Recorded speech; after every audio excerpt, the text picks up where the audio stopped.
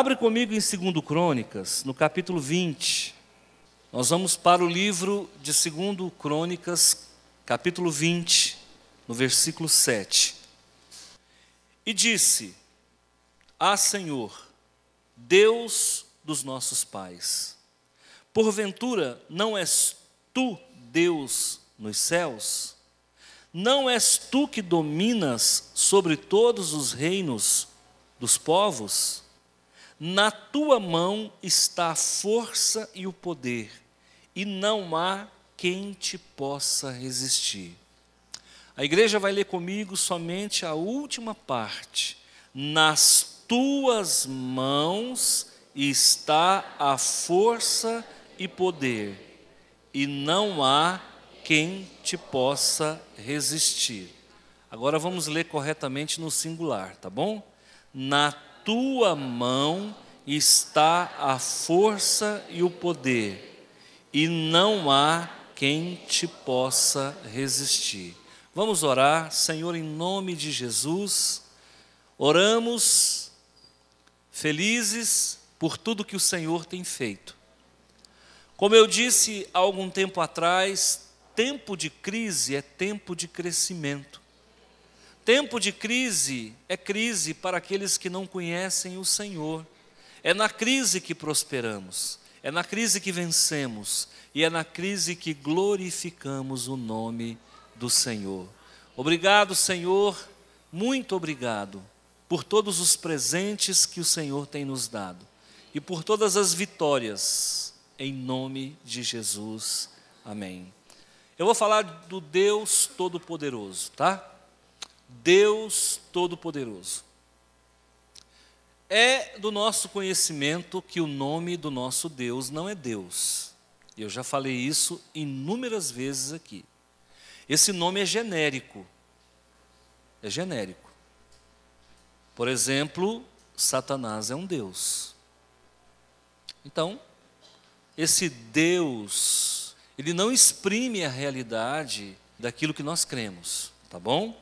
Então, o nome do nosso Deus é Yahvé, e a gente vai chamá-lo de Pai, porque Jesus nos ensinou chamá-lo de Pai. Então, para encurtar distância, para a gente não ter que falar em hebraico, nós vamos chamá-lo de Pai, porque Jesus nos ensinou assim, dessa forma. Tudo que nós sabemos dele é porque ele se revelou. Nós não podemos falar de algo que não é visível, palpável. Deus não é matéria. Deus não está circunscrito, o nosso Pai não está preso no tempo. O nosso Deus, ele é atemporal. Ele existe antes do tempo, da contagem do tempo. Jesus foi gerado lá na eternidade. Eu acredito até que a contagem do tempo passou a existir a partir do momento em que Jesus foi gerado. Jesus foi gerado, mas ele não é menor do que o Pai. Ele é igual ao Pai. Se ele existe antes da contagem do tempo, ele é eterno, sempre existiu. Agora, nós precisamos deixar claro que o nosso Deus é poderoso. A Bíblia diz que ele é todo poderoso. O nome El Shaddai significa, em hebraico, significa Deus Todo-Poderoso. Então, o Deus Todo-Poderoso, ele é onipotente.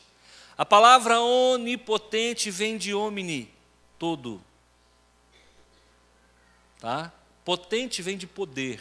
Então, o nosso Deus, ele é todo poder.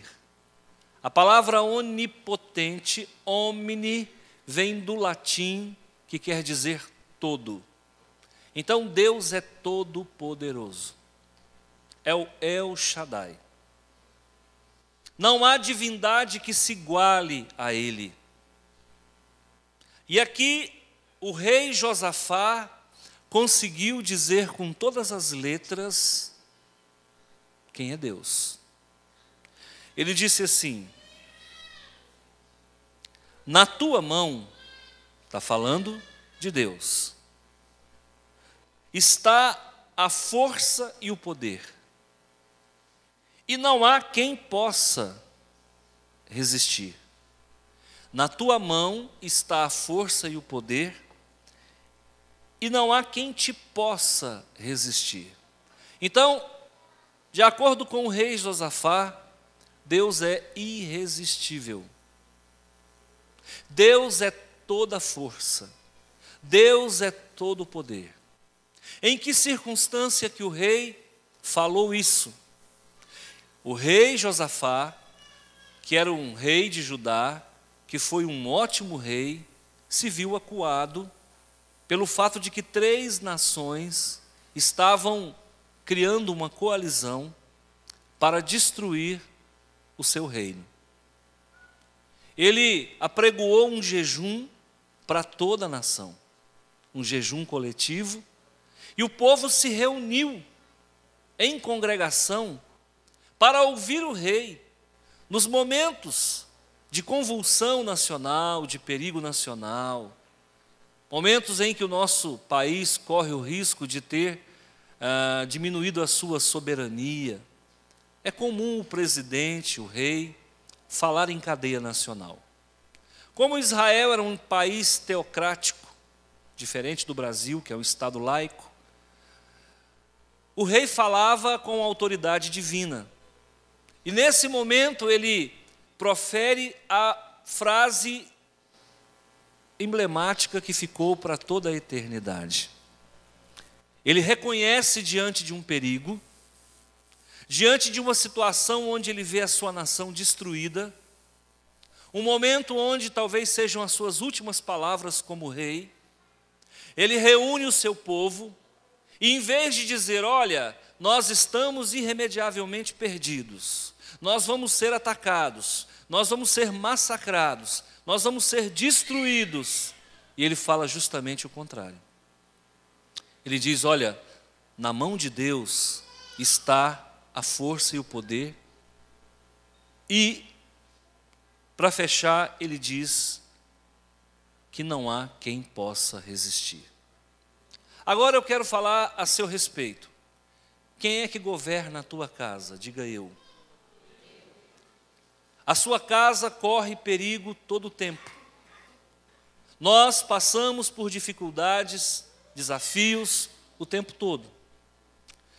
Há momentos que nós vamos lutar com um inimigo chamado devorador, que vai atacar as nossas finanças. Haverá um momento que nós vamos lutar com um inimigo chamado espírito de enfermidade. Haverá um momento que nós vamos lutar com um inimigo chamado espírito da morte. Haverá um momento que nós vamos lutar com o espírito da ira, da angústia, da depressão, do pânico. É claro que nem tudo é demônio, mas eu te digo que tudo aquilo que é ruim sempre tem uma participação de um demônio. Ele pode não ser o causador, mas ele é o potencializador do sofrimento. O inimigo não bate em ferro frio.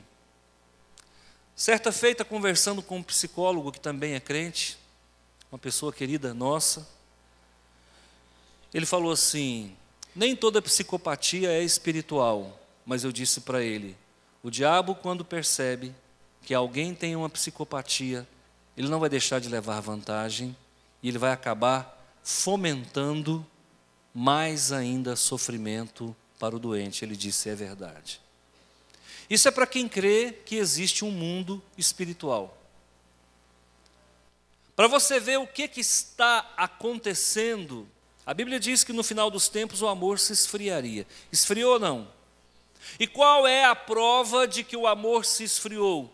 As nossas crianças estão sendo maltratadas, quando não estão sendo abusadas, os nossos idosos estão sendo maltratados.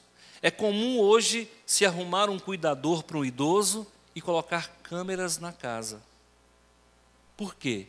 Porque os cuidadores estão descuidando, maltratando. Hoje, onde tem criança, é importante que tenha câmeras de filmagens. Porque hoje, com pouca coisa, alguém desvia uma criança e faz mal para uma criança.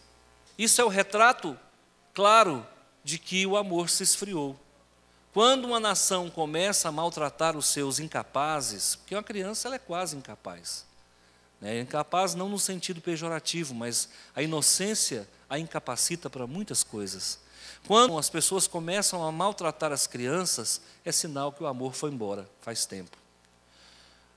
Hoje eu estava lendo uma reportagem de um pai que matou uma criança, a própria filha. Eu não tive coragem de terminar de ler essa reportagem, me deu repugnância. Mas ele leu o livro de Apocalipse e surtou. E resolveu matar a família, porque ele chegou à conclusão que estava todo mundo perdido. Então já estava perdido mesmo, ele ia acabar de perder o resto. Ele matou a família. E você vai ver que isso agora é recorrente, se torna recorrente na nossa sociedade, porque o amor se esfriou. E quando falta amor, sobra demônio, sobra perseguição, sobra todo tipo de maldade e crueldade. Por que eu estou falando isso? Porque as nossas casas precisam estar com os portais cingidos com o sangue de Jesus. Jesus disse: toda autoridade me foi dada no céu e na terra. O sangue do Cordeiro Jesus, ele tem que estar passado nas ombreiras das nossas portas. Nós precisamos, não a despeito do que foi feito no Velho Testamento, literalmente falando, mas espiritualmente invoca o sangue de Jesus para dentro da sua casa, para que o anjo da morte não enxergue a sua casa, para que a tua família se torne invisível aos olhos de Satanás. Nós estamos vivendo o momento mais difícil, creia no que eu estou falando. Nós estamos vivendo o momento do desamor, da violência. Nós estamos vivendo o momento de tudo que é bizarro vir à tona. Hoje já é perigoso para uma pessoa que não tem casa, um mendigo, dormir numa praça pública. Ele pode acordar sem um nariz, sem uma orelha, porque os zumbis estão soltos nas praças comendo carne humana. Então, irmãos, quanto mais eu vivo, eu vejo que sem Jesus não dá. Agora você tem que beber isso. Você tem que se alimentar dessa verdade, ela tem que suster você. Isso aqui é o jabá de Jeová. Recebe essa palavra como algo que te sustenta. Aqui atrás nós temos uma faculdade de teologia. E lá como professor, eu falo coisas que eu não posso falar aqui. Eu acho que a igreja não tem maturidade para ouvir certas coisas. Porque o evangelho que nós trazemos para vocês é um evangelho mastigado. Eu trago para você uma teologia mastigada e eu te dou a conta-gotas para que você possa entender. Mas ali atrás eu falo com todas as letras coisas que vocês não estão preparados para ouvir. Porque a teologia, antes de chegar até você, ela teve que ser digerida, metabolizada. Então, o líder, o pastor, ele precisa conhecer as ramificações teológicas. E eu preciso mostrar, às vezes, e ali a gente tem mais, é um laboratório bem mais fácil de fazer isso, mostrar para as pessoas que o maligno não está morto, não. Jesus no Getsêmani pisou na cabeça da serpente, mas ela ainda está dando rabada.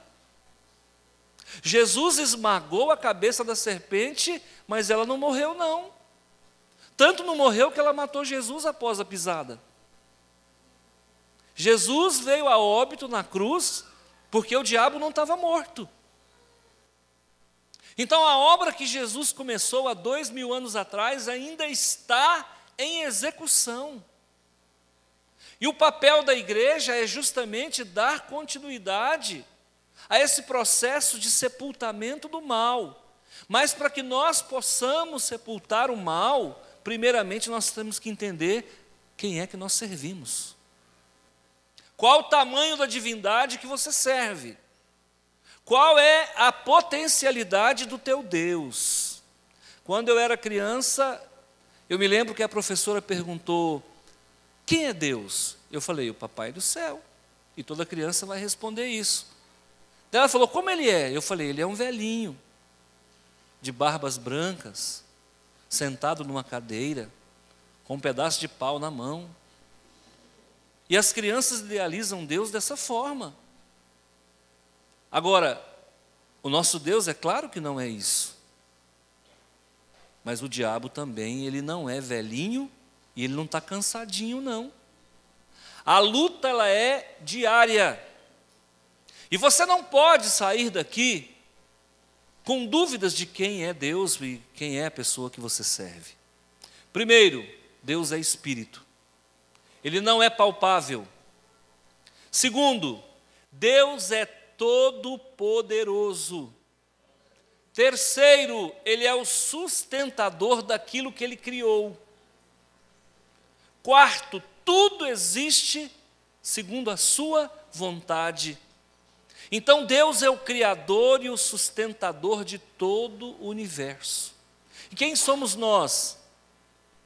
Feituras das suas mãos. Nós somos muito pequenos, mas temos um Deus que é infindo. Então toma posse, o nosso Deus ninguém pode resistir. O nosso Deus não é menor do que o teu problema. Aqui Josafá está falando: gente, não vamos ter medo não. Ou, não é preciso ter medo. E olha o que ele diz aqui, no começo do versículo 6. Deus de nossos pais, porventura, não és tu Deus nos céus? E Jesus disse o quê? Toda a autoridade me foi dada no céu. Então Jesus é Deus no céu e é Deus na terra. Se você tem dificuldade de cultuar um Deus que você não vê, então cultua um Deus que os nossos antepassados viram: Jesus. Jesus andou entre nós. Jesus foi ao banheiro. Jesus comeu. Teve fome, teve sede. Mas ele venceu a morte. Porque quem venceu a morte não foi o Jesus carne, mas foi o Jesus Deus. Ele era 100% Deus. Então agora eu vou te mostrar o que Deus pode fazer por você. E você vai gravar. Você que é um bom anotador, anota aí o primeiro poder de Deus a seu favor. Deus pode vir em teu socorro. Então, vai lá em Hebreus capítulo 2, versículo 18. Olha comigo aí em Hebreus, capítulo 2, versículo 18. Hebreus 2, 18 diz assim: pois naquilo que ele mesmo sofreu, tendo sido tentado, é poderoso para socorrer os que são tentados. Eu vou fazer uso de duas palavras tiradas do texto para mostrar para você duas situações que ele pode te socorrer. Primeiro, no teu sofrimento. Está aqui, só você olhar. Porque ele sofreu. Então ele conhece o sofrimento. E a pergunta que eu faço é: qual é o teu sofrimento? A Bíblia diz: no mundo passareis por sofrimento. Aflição é sofrimento. Qual é a tua sofrência, irmão? Qual é a tua lamúria? Qual é o nome da tua dor? A ciência chama de nevralgia. Qual é o nome da tua nevralgia, da tua dor? É dor de cabeça? Cefaleia. Tem nome. Pastor, eu sou acometido de cefaleia. Você que tem dor de cabeça constante, até nisso Jesus está preocupado. Por que essa dor de cabeça persiste? Ela é de origem física? Ela é de origem emocional? Ou ela é de origem espiritual? Pastor, a minha dor de cabeça tem hora marcada. Essa dor de cabeça não é sua. De cara eu já te digo que ela é espiritual. Se você tem dor de cabeça com hora marcada, Jesus te socorre agora. Ela é espiritual. Porque um dia que o neurônio comparecer na minha frente com um relógio, que neurônio é esse, irmão? Pastor, a minha gastrite tem hora marcada. Meu irmão, se o teu estômago usa Cartier, me desculpa. Então tá, presta atenção. Já descobrimos que a tua dor de cabeça é espiritual. Que a tua dor de estômago é espiritual. Segundo, pastor, é só eu ficar com raiva, minha cabeça dói. Então é emocional. Está repreendido em nome de Jesus. Então ela é emocional.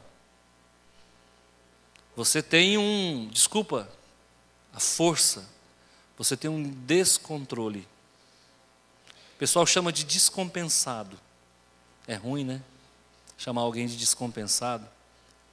Então, se a tua dor de cabeça, ela brota do momento de uma emoção reversa, do momento de uma tristeza, de uma ira, ela é emocional.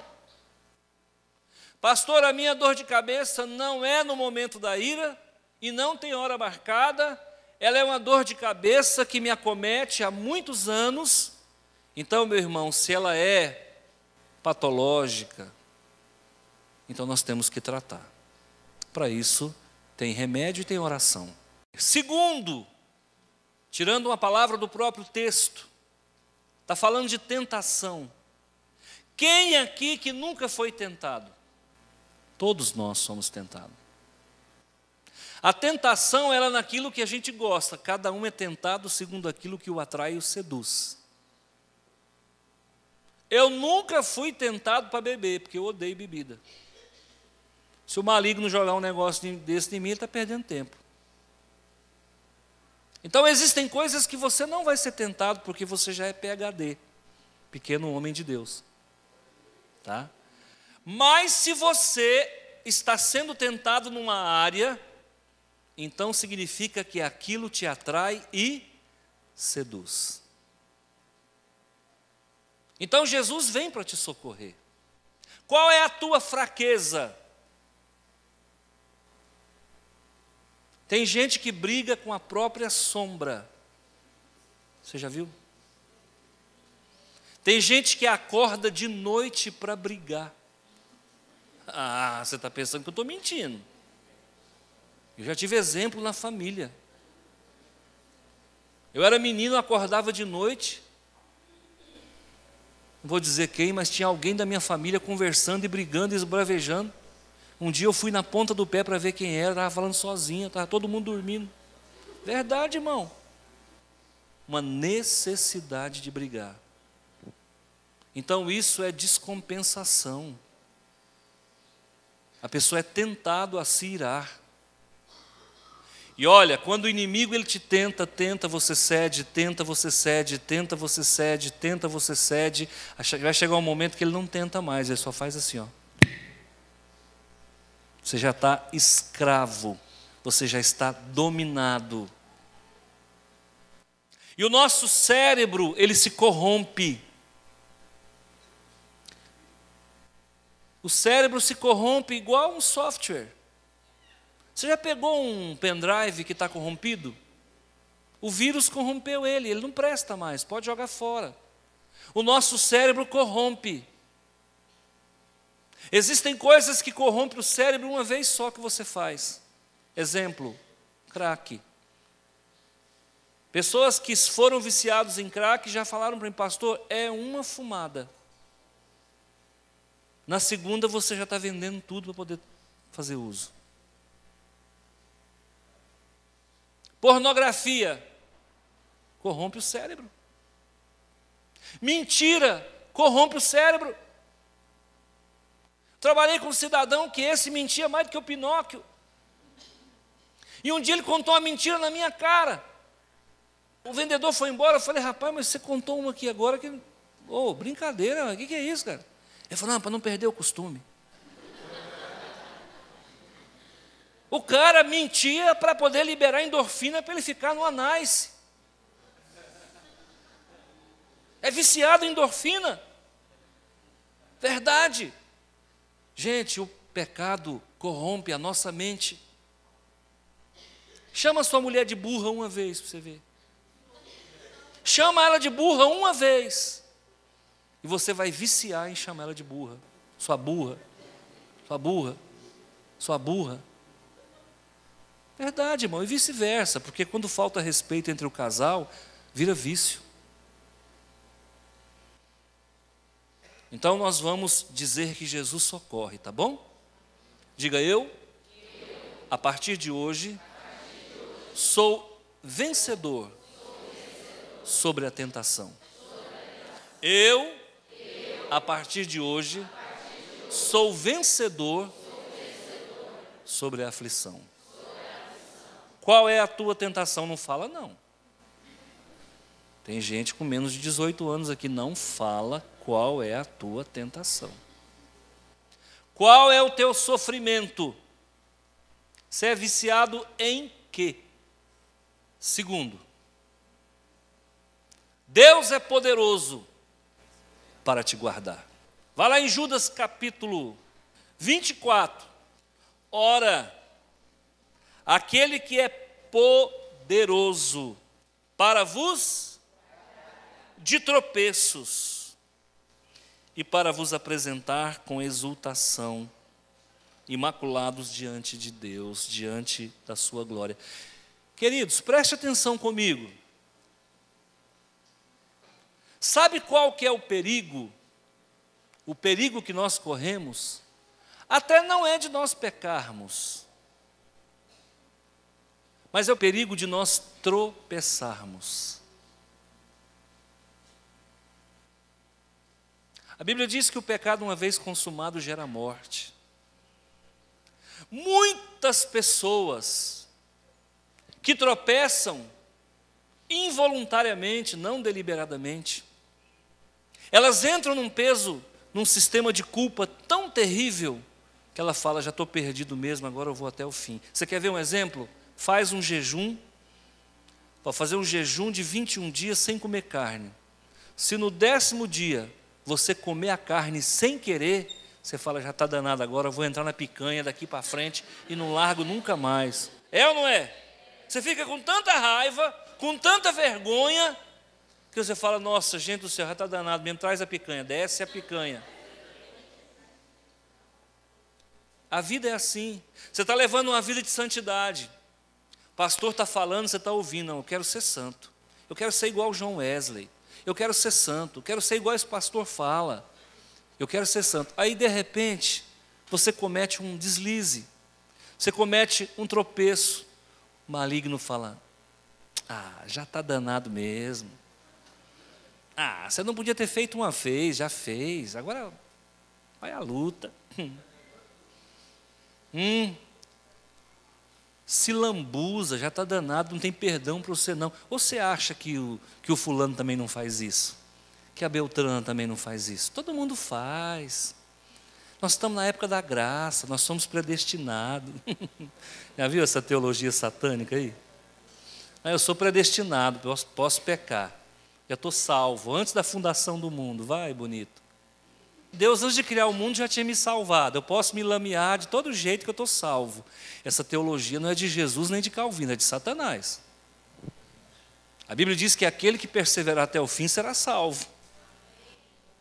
Tem que perseverar, amigo. Tem que perseverar. E, pastor, a gente perde a salvação? A salvação eu não sei, mas a santidade a gente perde todo dia se bobear. Todo dia você vai para a lona.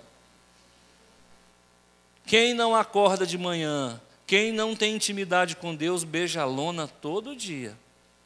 O homem velho, irmão, ele só está sepultado, mas ele não está aniquilado, não. Ele existe na nossa memória cache, ele subsiste, para falar a verdade. Então Deus é poderoso primeiro para quê? Para socorrer. Isso está lá em Hebreus capítulo 2, versículo 18. Olha, tem gente aí que grava mesmo. Mas Deus também é poderoso para nos guardar de quê? Dos tropeços, amigo. Não estou falando de pecado de algibeira, não. Eu não estou falando de pecado de carteirinha. Eu não estou falando de pecado hereditário, não. Eu estou falando de um pecado que você cometeu até sem querer.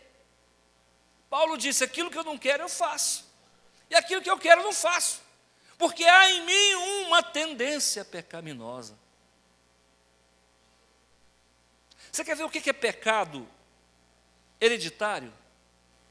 Certa feita nós fomos pescar num rio chamado Canabrava. Eu tinha lá meus 16 anos. Pensa num rapaz tupetudo. Pensa num rapaz dono da verdade. Da onde foi que veio isso, irmão? Tem coisa que a gente não rouba, a gente herda. Venho de uma família prepotente. E nós entramos na fazenda desse moço sem pedir autorização para ele. No estado de Goiás, na divisa com Minas, tem um rio próximo a JK, próximo a Brasília, Planaltina, que se chama Canabrava. E quando eu era adolescente, meu padrasto, nós íamos pescar constantemente. E eu estava na beira do barranco, era 9 horas da manhã, chegamos no dia anterior. E naquele tempo tinha um carro chamado Gurgel, lembra dele? Quem lembra? Lembra? Gurgel. Feio sou eu, irmão, ele é horrível. Ele era horrível de feio. E aí, irmãos, parou esse Gurgel, estava eu e o meu irmão pescando no barranco. Parou esse Gurgel e desceu um cidadão e um outro moço. Falou assim para mim, bem vestido até, o que você está fazendo aí, na beira do barranco? Eu falei, pescando aí. Pergunta inteligente, resposta rápida. Você entrou por onde? Eu falei, pela entrada. Beleza, daqui a pouco eu volto. E eu, inocentemente, minhoca no peixe. Rapaz, não foi 20 minutos, esse homem voltou com 4. Aquilo tinha espingarda, canivete, foice, podão, faca, facão, revólver, metralhadora, canhão, avião F-15, tudo que esse homem podia arrumar de arma, ele trouxe. Quando ele chegou, eu falei, eu queria conversar com você de novo. Eu falei, não, meu padrasto está aí, pode falar com ele. Nós entramos na fazenda sem pedir autorização. Esse pecado não é um pecado que você planeja. O orgulho, é como eu falo, orgulho é que nem mau hálito, irmão. Quem tem não sabe que tem. Você nunca viu uma pessoa falando para si mesma, ai que mau hálito? Você não vai ver. Porque se ele perceber que está, ele disfarça. Não, acho que é coisa da minha cabeça. Não, isso não é verdade, isso é o mal. Eu te repreendo, espírito de mau hálito, agora. Nós somos, às vezes, forçados a pecar, não é que a gente quer, gente. A gente é orgulhoso, a gente tropeça na nossa genética, na nossa hereditariedade. Agora, 3. Deus é poderoso para salvar. Para salvar. O nosso Deus, Ele é poderoso para te salvar. Hebreus 7, 25. Deus é poderoso para salvar. Por isso também pode salvar totalmente os que por Ele se chegam a Deus. Como é que vem a salvação? A salvação vem pelo ouvir, através do nome de... que é o nome que está sobre todo, para você ser salvo por Deus Todo-Poderoso, Pai, é preciso que você entregue a tua vida para Ele, para Jesus. Você não vai ver em lugar nenhum da Bíblia mandando entregar a vida para Maria. Isso aí, irmãos, são erros nossos, da igreja. É por causa desses erros teológicos que nascem essas religiões aí aventureiras, metendo pau na igreja, porque nós erramos. Quando no passado os nossos antepassados deram a Maria prerrogativas que ela nunca teve, foi um erro teológico nosso no passado. E nós somos uma ramificação da Igreja Católica, não adianta negar. Nós nascemos e saímos da Igreja Católica no século XVI. Até então nós caminhávamos juntos com a Igreja Católica. Então, quando eles colocaram Maria como divindade, e isso começou lá no século III, esse negócio não começou no século XVI, não. O nome de Maria ele foi sendo construído pelos pais da igreja. Começaram a perder o foco. Um grupo de teólogos foi começando a dar a Maria uma autoridade que ela não tinha. Então você não vai encontrar na Bíblia em lugar nenhum dizendo que através de Maria há salvação. Lugar nenhum. Nenhum. Se alguém me mostrar um versículo que mostra que nós temos que crer em Maria para ser salvo, eu volto para o catolicismo hoje. Amo os católicos. Tem dado exemplo. Tem católicos que dão mais exemplo do que crente. Verdade verdadeira, mas o que é errado, assim como existem erros teológicos em algumas igrejas evangélicas. Os disparates não são apenas entre os romanos, nossos co-irmãos, não. O disparate é entre os reformados também. Então, irmãos, nós não podemos sair da Bíblia, é Jesus que salva. É Ele que escreve o seu nome no livro da vida. É o sangue dele que banha nós de todo pecado. Ele é poderoso para salvar. É Ele que nos tira das mãos de Satanás. Porque quando eu conheci Jesus, eu estava nas garras do maligno.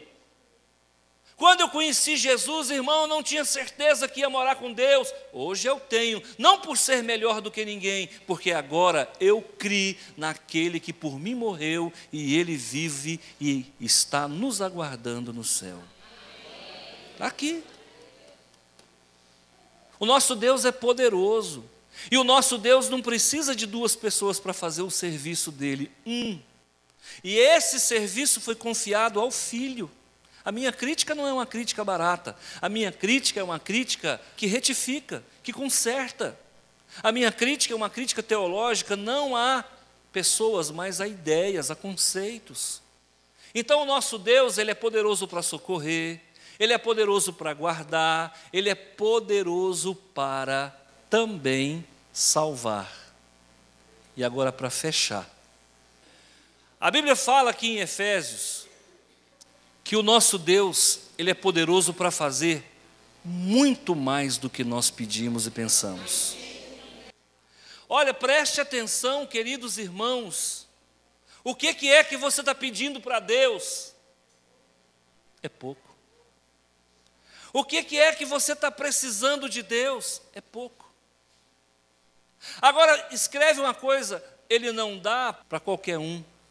É preciso que você agrade o coração dele. E eu falava isso com a irmã esses dias.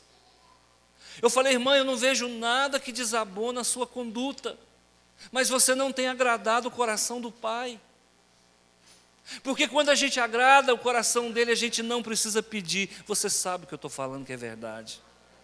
Quando você está pedindo demais, irmão, ou você não está agradando o coração do Pai, ou você está pedindo alguma coisa que você não pode receber.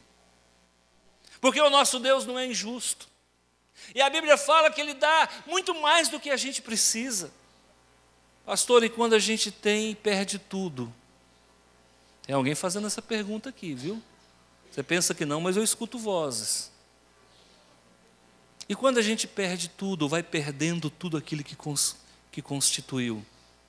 Escuta, muitas vezes nós escolhemos errados, caminhos errados. Irmão, Deus não vai te impedir de você passar pelas consequências do seu erro. Porque senão Ele deixa de ser justo. Porque senão não justifica Ele ter te dado o livre-arbítrio. Você pode tomar uma decisão errada? Pode. Pode. Agora, como fazer com isso aí? Existem coisas que você vai ter que sofrer o dano. Não tem o que fazer. Existem coisas que não tem como desfazer. Desfaz um filho que eu quero ver. Com todo respeito, eu não estou aqui criticando. Eu estou filosofando. Desfaz um casamento que eu quero ver. Desfaz um casamento que eu quero ver. Se não ficar nada, ficou a lembrança.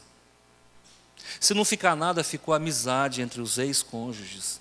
Não ficou nada, ficou pelo menos o ódio, a mágoa, o ressentimento, o passado, a tristeza, a vergonha, a humilhação. Existem coisas que não se desfaz e nós é que escolhemos. Jesus nunca desceu aqui e falou: olha, Antônio, é para você casar com a Maria. Você escolheu a profissão. Quantas pessoas escolhem a profissão errada? Por quê? Porque o tio queria que ele fosse geólogo.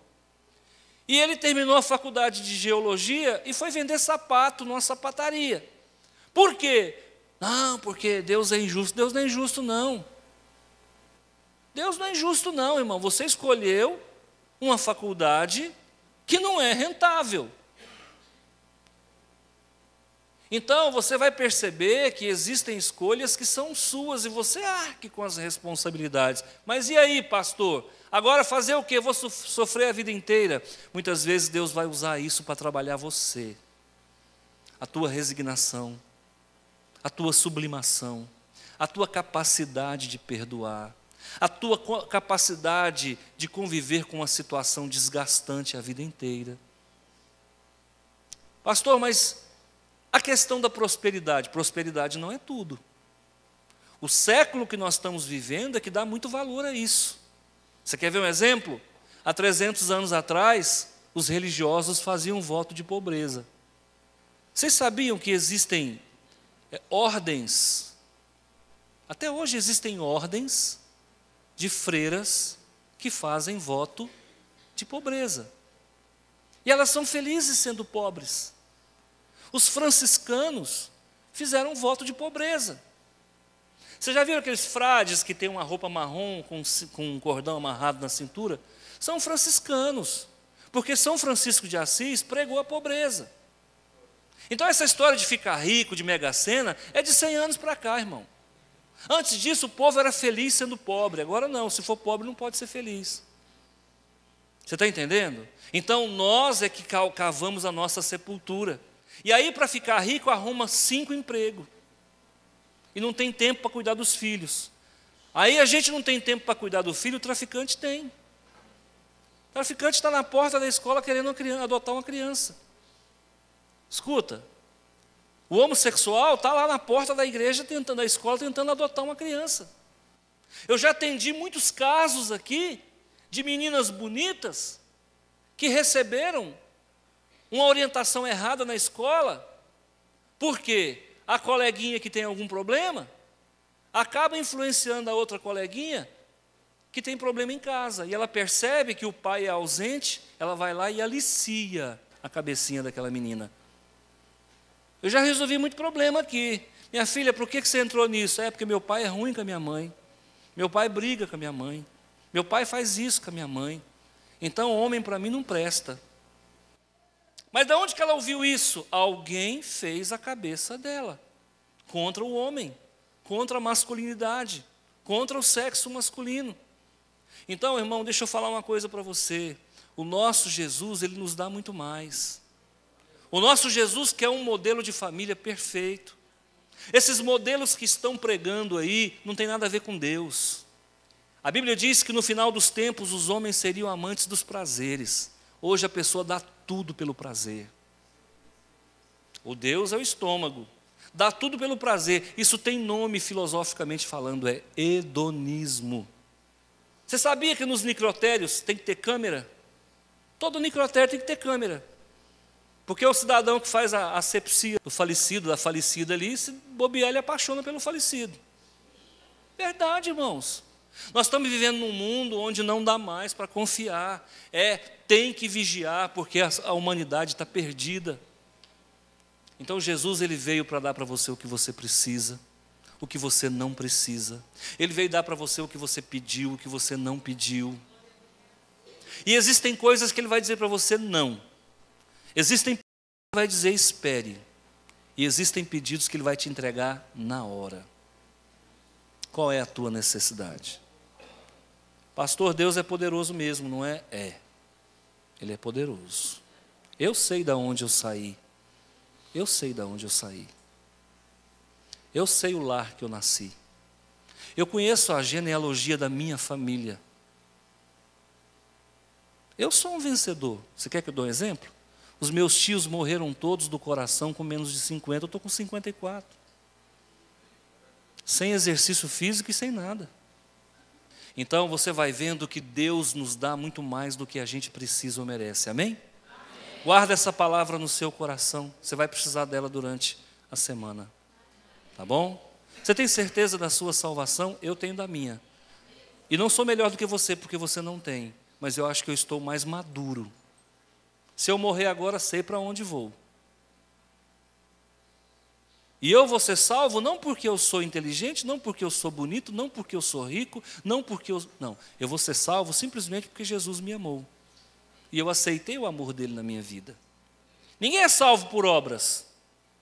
Tem gente que fica dando cesta básica aí, nem devolve o dízimo, dá cesta básica. Para com isso, rapaz, está negociando? Ah, não posso dar cesta básica? Pode, mas não tente comprar a sua salvação. A salvação é de graça, 0800. Jesus morreu por você. Pronto, acabou. Crê no Senhor Jesus e será salvo tu e tua casa. Tá bom? Eu vou orar com você. Feche os seus olhos.